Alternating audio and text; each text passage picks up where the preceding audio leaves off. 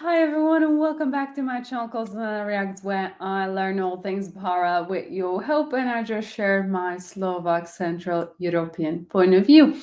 And in today's video we are going to explore why Indians eat with hands. And I've recently done a couple of videos on food, and this has been something that has been going through my mind, so I wanted to just get a bit more of another cultural insight on that. And before we get into the video, please like this video and click on the subscribe button and turn on the notification. Thank you so much for your support.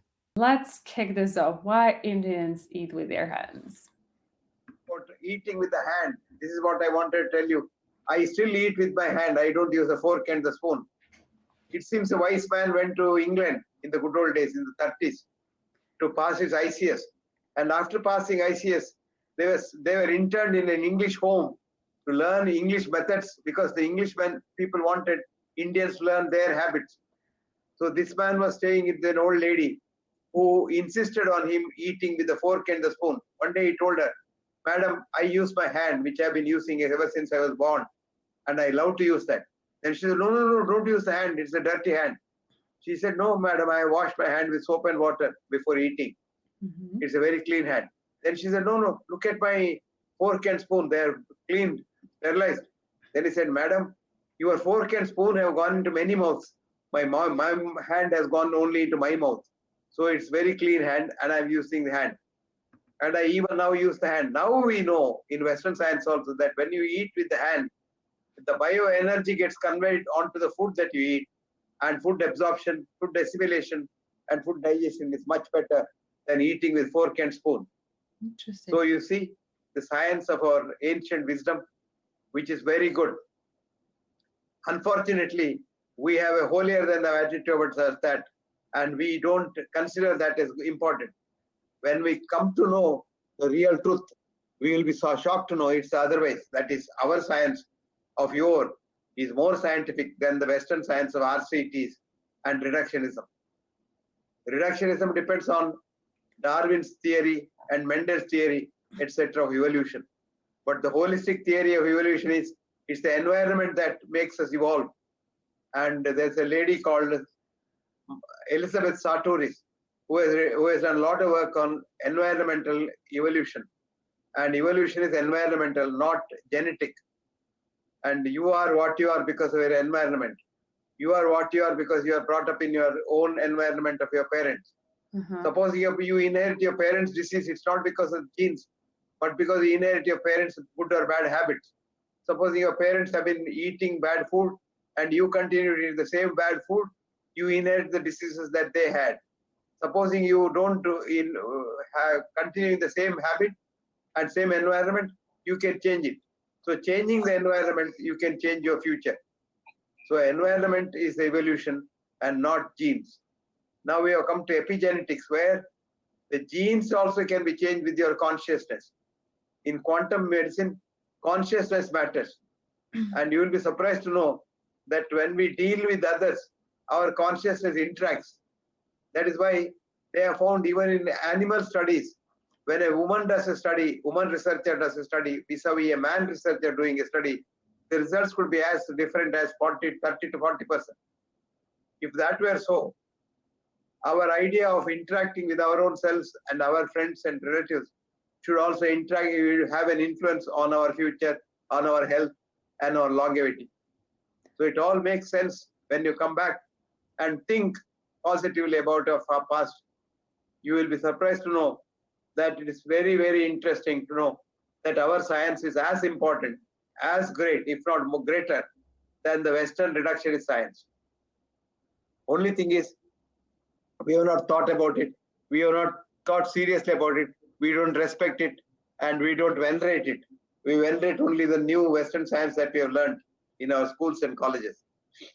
And as a matter of fact, you will be surprised that many of these scientific thinkings in the West are money funded. Now, for example, I was telling you about cholesterol study, Ansel case. Ansel case changed the data by cutting off countries to fit the thing into a positive study only because he wanted to please his funders. And a study by Ioannidis John Ioannidis is a researcher in, he is a Greek researcher who has done a lot of work, who has shown that our research is so bad and so reductionist that it doesn't really get us the correct answer, the truth. Truth is a rarity, truth is a casualty. And truth takes a longer time to be appreciated because truth is bitter.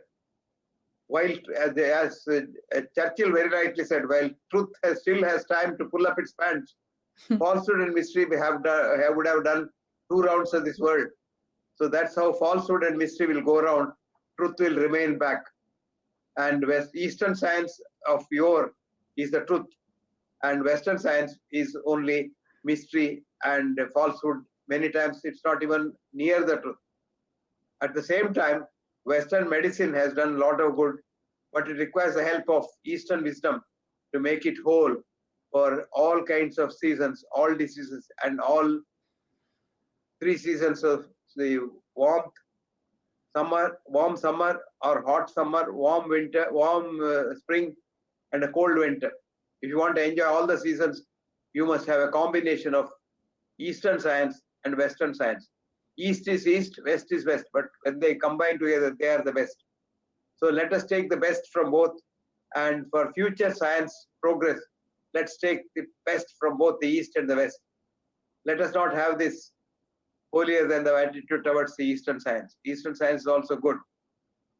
And mostly the research, longitudinal research studies in Indian studies, very, very good. Thank you very much. My time is up.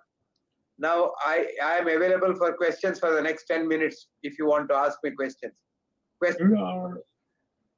Should our food habits be altered based on the geographical location, like in India versus in North America? Right, the weather is so different, and even in India we have so many different food patterns that you see depending on the climate. No, the weather doesn't matter. Weather doesn't matter as long as you can tolerate that. You better stick to your old Indian habits rather than change them just because you are in this country. Okay. Tatárska omáčka Helmans. Každá lyžička je tak lahodná. Thank you. I think the question is why, you know. Any questions? The root of all the medicines, they go to the southern part of India, and Sida has a role in the origin of all medicines. So if you look at like in the southern Kerala or Tamil Nadu, we can see the the development of science there, like so much intensive into culture. But so what do you think has happened in the evolution process that we are not, Sida is not really known by anybody, even in India, except for like Tamil Nadu or Kerala? You must remember that anything becomes popular with some help from the government, support from the government. Like, for example, I'll give you an example. You can practice acupuncture in New York legally, but you can't practice Ayurveda in New York legally because acupuncture was supported by the Chinese government and the government supported that. Ayurveda was not supported by the Indian government. As a matter of fact, even up to 70 years of independence, India did not have Indians ruling us. They had British-minded people ruling us. So they didn't support our systems. Only now, in the last 3-4 years, we have the government which is supporting our system. It's because Siddha was not supported by the government, Siddha was not popular. Siddha system, as you rightly said, is very, very good. And it's mainly in Tamil Nadu and Kerala that is known, especially in Tamil Nadu. And the center of Siddha's big evolution is Coimbatore, where there are a lot of people trying to sort of study Siddha because most of the Siddha literature is in Tamil language. That's another problem. So it can't be universally known because people outside Tamil Nadu don't know the Tamil language. If Siddha were to be in a common language which Indians understood, Siddha would have been much more popular. And if Siddha were promoted and pampered by government, it would have been much more popular than what it is today. These are the reasons. Thank you. One question for you, sir. Yeah. How do you see the future of holistic healing? Like in the next 20 years? What do you see? Like, you've been researching quite a bit. You've put in a lot of years on this researchers. So what do you feel? What will happen? People will turn back from the modern science. Will they look at ours, ancient science? Is there a possibility? And how much probability you're thinking from your perspective in the next 20 Okay, years? let me analyze your question into two parts. Your first question is very good, which said, what do you think of the holistic medicine for the future? I think the future is for holistic medicine only. But next you came back and said, will they look into our things or Western things? No, that's not a correct thing. Holistic science does not have East-West relationship or East-West division. Holistic science is holistic science. And the future of medicine must be holistic, not reductionistic. And that's the only future. And I foresee all over the world, holistic science will prevail in the future in the next. And that's called healing, timeless healing. And rightly so. There's a book which has just come out, I think in a month's time, it has just come out from Harvard, by Herbert Benson, called Timeless Healing. You see that? It's a beautiful book where he says, the most important part of healing is faith. And this is another very important part that I was telling you, faith healing. You must first have faith in whatever you do. You must faith in the doctor. And that's called the placebo effect. When you have faith in the doctor, Herbert shows in his book how a lot of neurological things change in you and the healing starts. So faith is very important. Really. Thanks a lot. It's absolutely true. Like, once we have the placebo effect, everything will work. Even our thoughts will work. Yeah, as a matter of fact, doctors must be placebo doctors. But unfortunately, many of us are nocebo doctors. We create more anxiety in the patient. That's true. Thanks.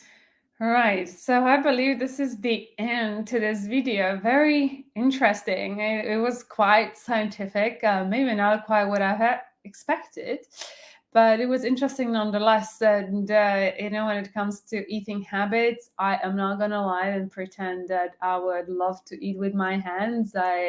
We have lots of bacteria in our hands, and unless you do like a proper scrub, like there is a scientific proof, right? The question is whether you want to argue it is or not.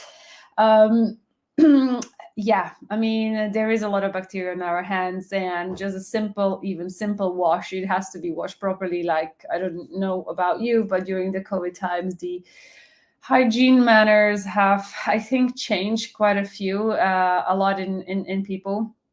And they were showing the right way of working. And I spoke actually even with people that go and care for people that are maybe a bit disabled. And they said that is a part of their training, at least in this part of the world. So for that reason, I would perhaps not personally eat with my hands. That's something I really do. But obviously you have foods that are meant to be eaten with your hands. So I think it's a preferential in a way. If it works for you, it works for you. No judgment. I think he explained that there was something more scientific behind that. I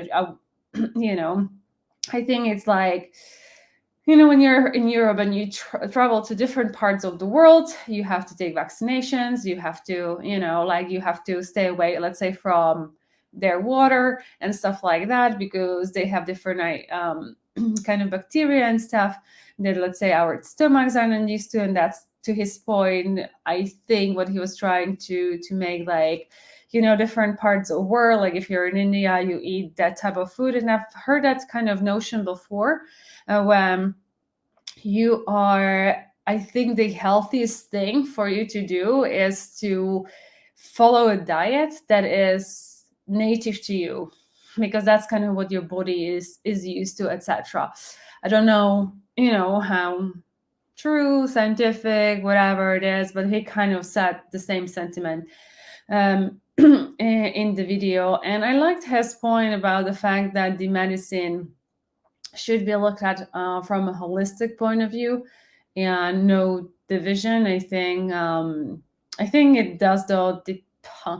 When I look at my battle with that is, that I see people that are in the West, they're very much, we don't want any woo-woo stuff here. You know, we're strictly scientists. This is what's proven. These are the studies, etc. Now, what I always think about that is that, well, you know, they're proving benefits of meditation only now. And it's been known for thousands of years. So why do we have to be so strict about something that has only developed in the last, what, like 200 years or whatever?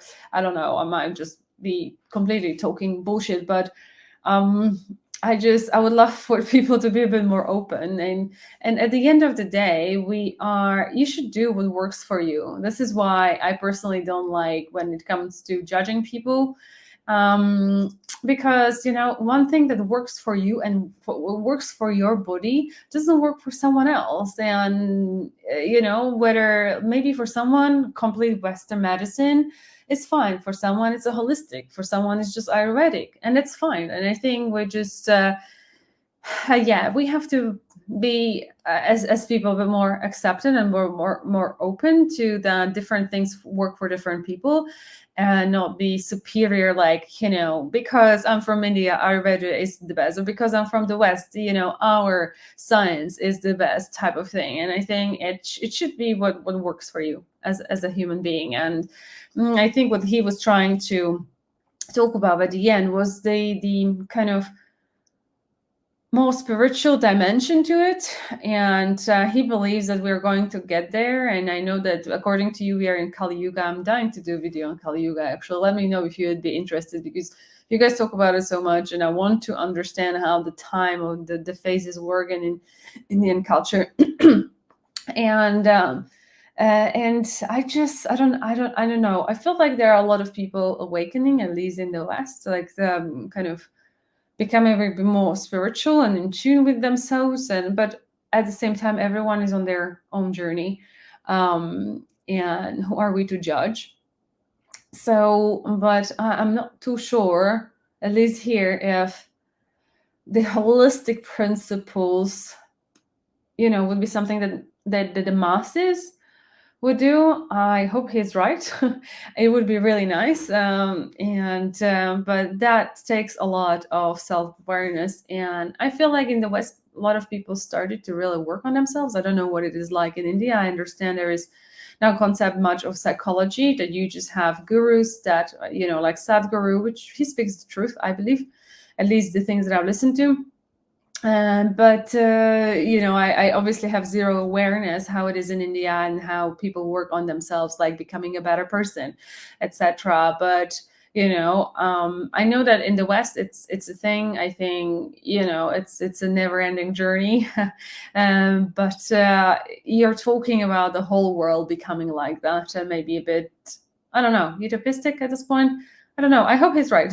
You know, I would be the happiest person, the first person to support that, really. So I'm very curious, but I think people just really need to start working on themselves and being kind to people, and kind to themselves as well. So very interesting video for sure.